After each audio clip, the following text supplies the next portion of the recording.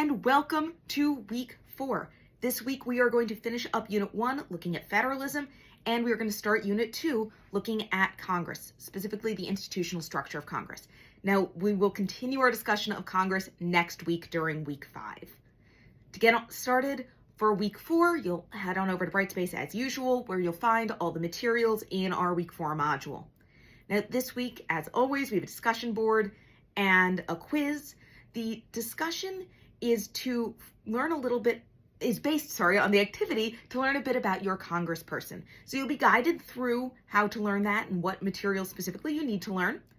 Then you will have to answer some questions. There are 2 parts to the questions for your initial post. The first is just some basic information about what you learned in the activity about your congressperson.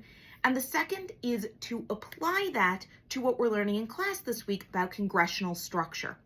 So specifically how these structures I ask you to identify will affect your congressperson and their power to pass legislation to overcome collective action, or maybe their lack of ability to overcome collective action.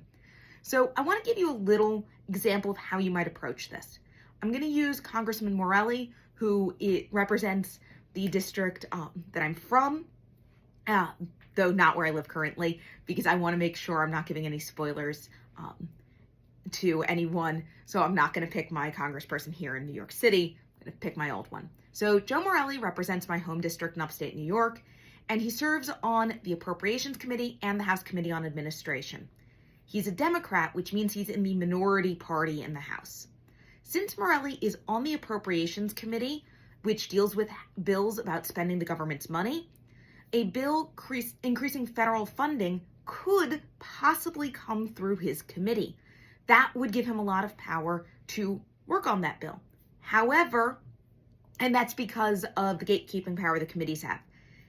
However, he is in the minority party, which, and I'm not going to tell you if that helps or hurts him, because that gives you a lot of information for your approach to this, and I want you to figure out if being in the minority would help or hurt him, because either your member is in the minority and it would be kind of the same answer, or they're in the majority, it would just be the opposite answer. So I'm going to let you figure that out yourself.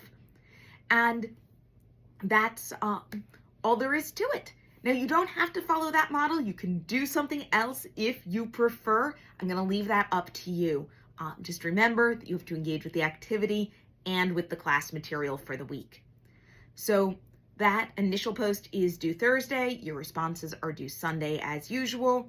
There's also the quiz this week, 16 questions. Again, due no later than Sunday. I'll hold office hours this week on Thursday. You can book them on Calendly, and always feel free to reach out to me by email. Have a great week.